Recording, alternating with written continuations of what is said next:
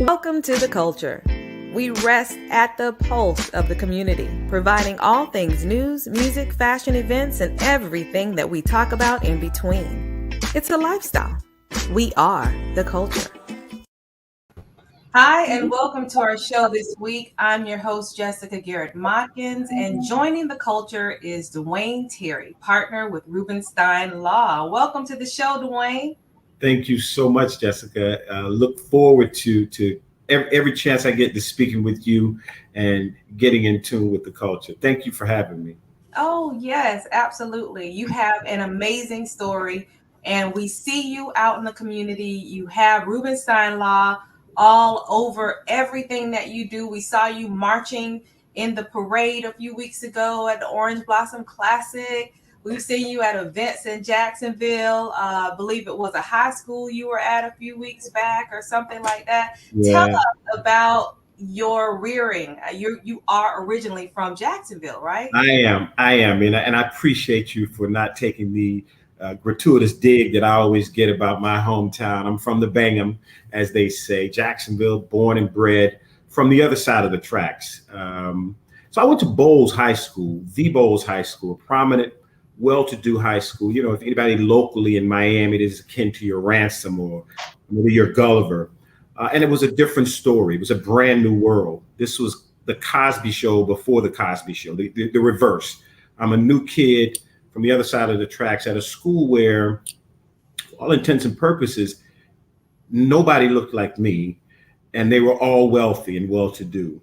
That prepared me, however, to go to the next step. You know, I kind of was that guy that sat around and watched things happen, knowing that the guys that I went to school with, that I had to go back home and live with, were not experiencing this and could not take advantage of it. I had a strong mother, one of those three-name mothers. Bonnie Pearl was my mom's name. And so I had a very great foundation from my mom and my stepfather that prepared me to adjust to a strange environment like Bowles, prepared me to go from there to Duke University.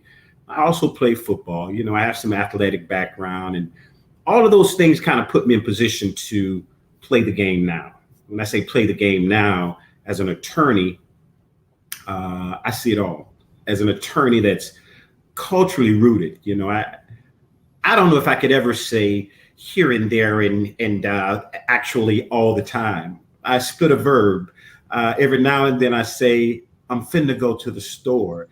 And it's okay with me because I know that I'm educated at some of the best schools and that I'm organic. And I like that. I like who I am in my skin as I get older.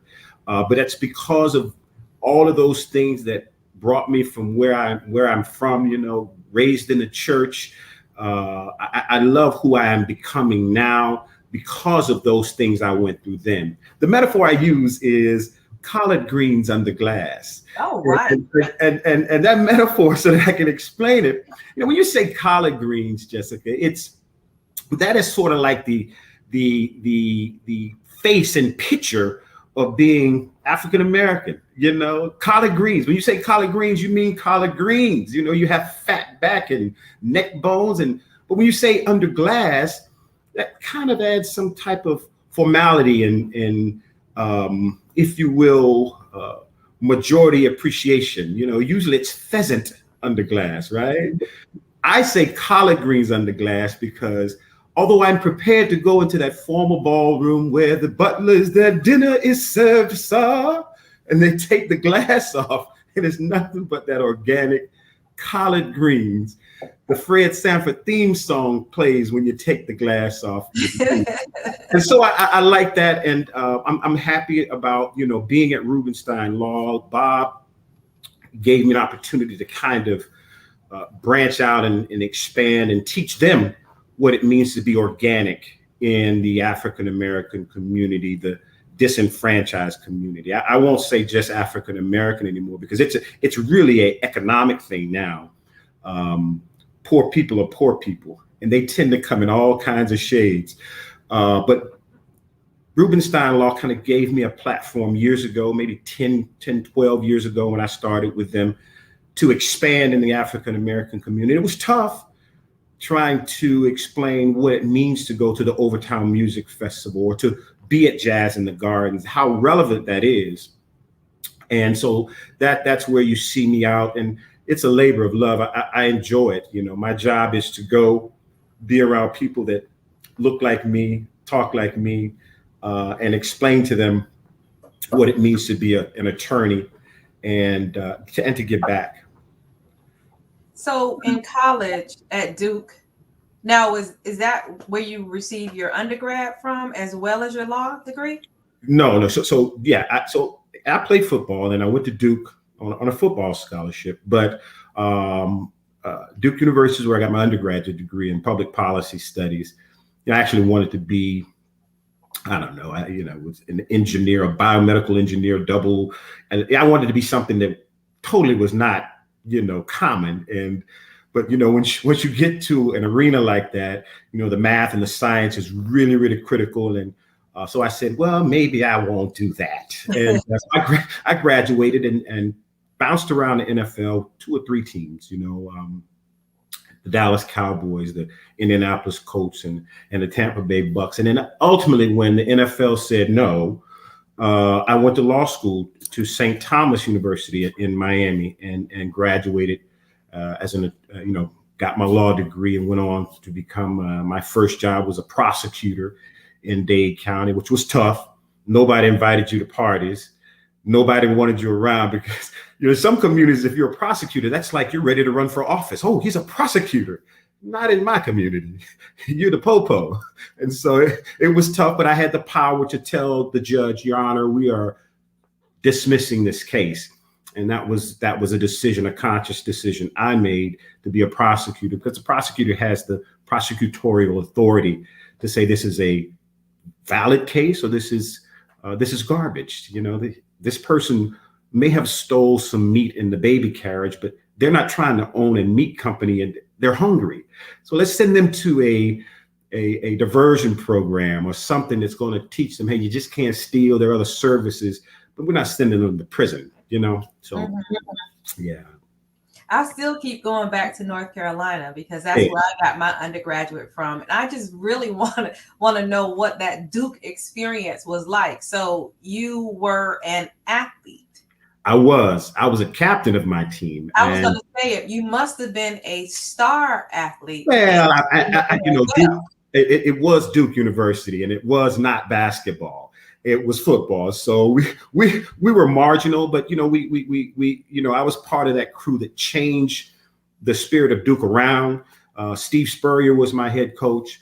And Duke ultimately won the ACC in 1989, but I graduated in 88. And we were decent, I got a chance to go to the next level, but it was unique being at Duke University, coming from Jacksonville, Florida, because at a PWI like Duke, the African Americans that were there were of a higher socioeconomic bracket than I was accustomed to. Okay. There were 3 African Americans that graduated my year at Bowles High School. At Duke, I met people from Philadelphia and from Chicago and from Atlanta, Black people from LA and New York that were anything but poor. And so that was a culture shock and unique for me. I found out what the inkwell was. I had no idea what that was because of Duke, and so I started to see that, hey, there are different, that you don't have to stay on this side of the tracks. Coming from Jacksonville, the good old South, well, this is the side of the tracks that you grew up on, and you get a knock because you're intelligent, or you talk like them because you say here and there, and you know how to speak proper English. Well, at Duke, that was like commonplace, and if anything, I stuck out more, like, oh, he country, so Duke. And then, of course, I was exposed to, I'm from Jacksonville. You're from Florida, FAMU, Florida Agricultural Mechanical University, Bethune-Cookman, EWC. But Now I'm going to schools. Now I'm in North Carolina. There's North Carolina Central. There's North Carolina A&T. There's Shaw. There's Let's stop right there at the Yeah. #1 HBCU in the country. We just What? don't reside right there in Greensboro. No, but it's not about me. It's about you. Go ahead. Well, that's okay, but I can piggyback because that is the fire. I mean, I don't know what Duke's fight song and school song is, but I can tell you, FAMU, FAMU, FAMU, I love thee. I know that. How? Because of the experience. So, you talk about Duke. There were some things I missed, experiences I did not have as an undergrad because I went to predominantly white school. There were some good things, some academic advantages. Certainly on the athletic field, there were facilities and different things that the HBCU wouldn't have had. But the cultural and the personal significance and growth, I was always walking on eggshells at Duke. Even when I was on point and in a classroom, the professors didn't really give me a personal nurturing, right? I found from friends and family that have gone to, say, FAMU, and I'll use FAMU because that is a personal thing. That professor, if that professor can't reach you, they might know your mama because they were the family. They'll say, "Girl, let me tell you what DeWayne is doing in physics." Right. You bet. It's a village. It really is. And so I miss that part about Duke. But I'm happy Duke gave me some opportunities, opened a lot of doors for me. I have a son. My son is at Dartmouth. So I appreciate Duke. Definitely respect the HBCU though. Yes, and through Rubenstein Law, you've been able to support many HBCU initiatives, both locally as well as at the school. Tell us about the work that you're doing at Rubenstein Law. Okay, so one of the things that I urged Robert to think about was African American outreach, and that is Black people are not for sale.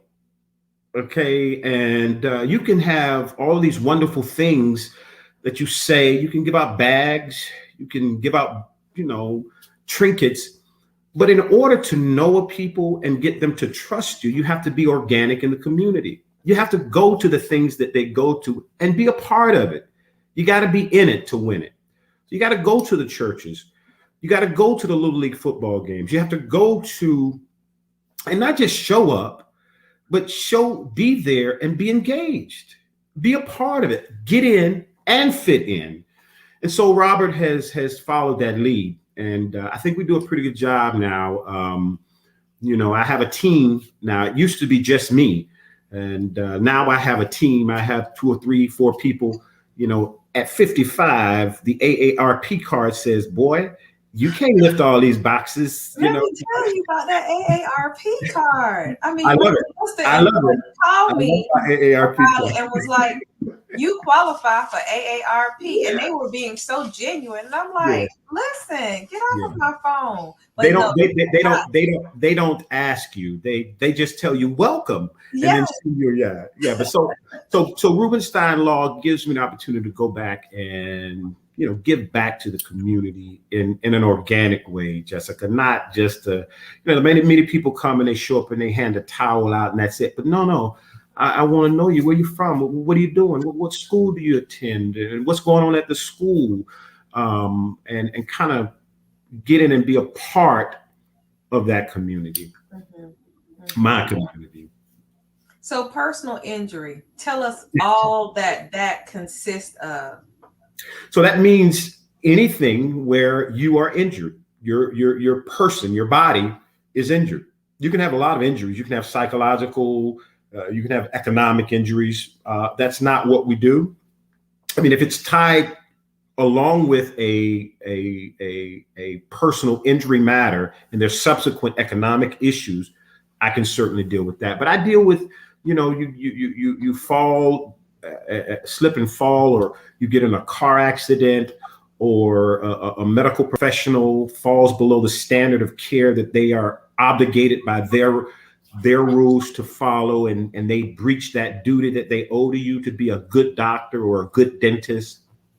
I represent people in that sense, and it oftentimes, the stereotype is, you don't go to an African American attorney, but for criminal law or family law or maybe that. But so I wanted to change that dynamic. I have some great colleagues that do all types of law, but as a personal injury attorney, I wanted to make that mark. I mean, Johnny Cochran was certainly an inspiration to me. Willie Gary was a mentor and inspiration to me. So at Rubenstein Law, I get those cases and disseminate amongst the team. And if it goes to trial, then I'm that lawyer that shows up at trial and do what I do. So if someone were to get into an accident, they just call your office? Right. So really, the way it should go, if you are injured, and I'm talking to the audience, if you are injured, you go to a doctor first. All right. You go to a doctor. And in Florida, you have to do that because the standards of care, I mean, if you wait too long to go to a doctor, the insurance company may have an argument that you are not injured, therefore you're not entitled to benefits. That's archaic. Hopefully we'll get that law changed, but a lot of politics goes involved with that, and it feeds right into who we are, particularly African Americans. Hot water, Epsom salt, and vinegar will not always fix you. Okay, you have to go. There's therapy. You have to go and go to therapy, and ain't nobody got time for that. No, those are things that you must do to help me as your attorney make the argument that you are injured. You're such a strong people. We're such a strong people. Oh, my back hurt, but I got to go to work. Right. And when you're stuck between making a choice, do I get up and go to work, or do I get my body back to the ultimate level? A little pain, and that's one of the toughest things I have, trying to convince clients that you need to go get this therapy. And it's important because at the end of the day, the insurance company, they don't care about you. They're trying to save on paying out on that claim. So anything that they can latch onto, well, you didn't go to treatment. They don't care that, well, I had to pick up my kids from school and I didn't have any other place to, and I had to miss the therapy today. You must not have been hurt if you missed therapy. That kind of all or nothing analysis that insurance companies give people. I try to help and educate. You got to get therapy. If you're involved in an accident, your first job is to go get therapy. And then, yes, call me at 1-800-FL-LEGAL. That's the number for the office. And you tell them, hey, I heard DeWayne Terry on The Culture and I'm injured. I need his help. And they'll get you in touch with me. And I will certainly make sure that I manage the medicine first. That is, make sure you're going to the right doctor. If you hurt your neck, I'm not going to send you to a foot specialist. Right. So, and then once you go through a series of therapeutic treatments and modalities, God forbid if you need surgery or whatever, once that is done, then I have a baseline that I ultimately do what is called a demand letter. I tell the insurance company, this is my client. They were injured. Your client is responsible. Your insured is responsible. Therefore, based upon the damages and the suffering, X amount of dollars is she's entitled to or he's entitled to. And then the process begins from there. They can either say, yes, I'll pay, or no. And if they say no, then I drag them into deep water and we go to trial. Love it. Now, I do want to touch on this. Not only are you entrenched in the community through your activism and outreach with Rubenstein Law, but you also have philanthropic a foundation.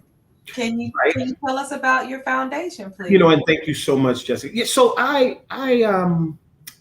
wanted to mobilize some of the things that I do, and with the church, with youth football, coaching youth football as an attorney. So as of February, I incorporated and started the DeWayne Terry Legacy Foundation, which is a nonprofit organization, 501c3 designated, to at least give me a vehicle to go in and do certain things that I have a personal affinity to do, to help, buy book bags for an entire apartment complex because it's low income and the families don't have the money, pay for tutoring for a group of kids. And I got to be honest with you, my passion is young girls, young females, because I'm a mama's boy, and there's nothing stronger than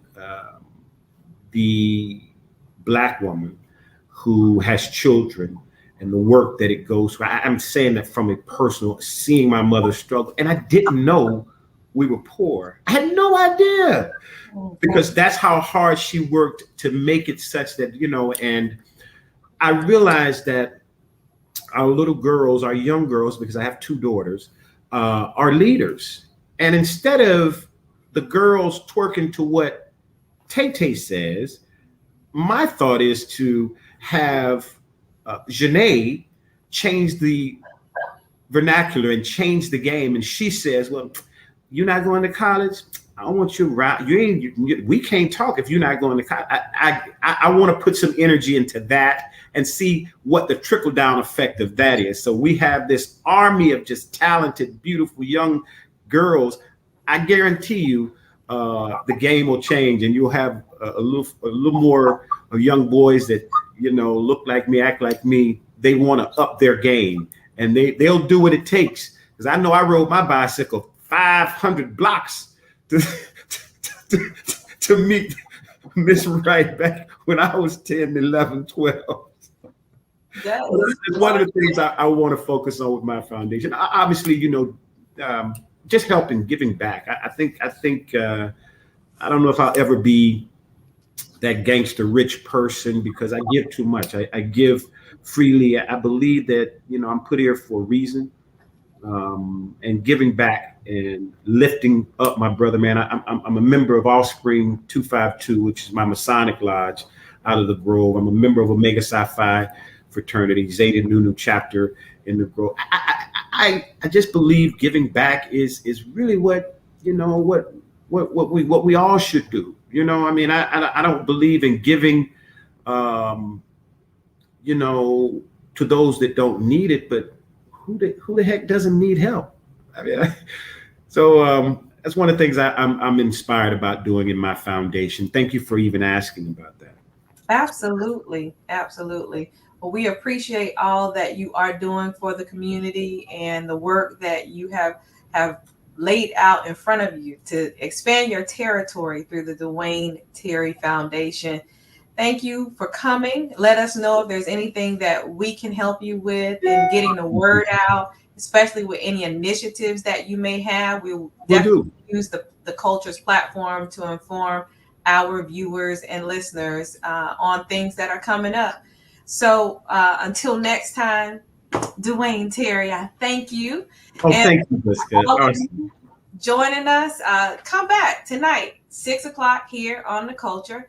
Watch us on YouTube Live or Facebook Live for another edition of My 2 Cents. Grab a drink and set your clocks for a good time. Join us. We'll see you again.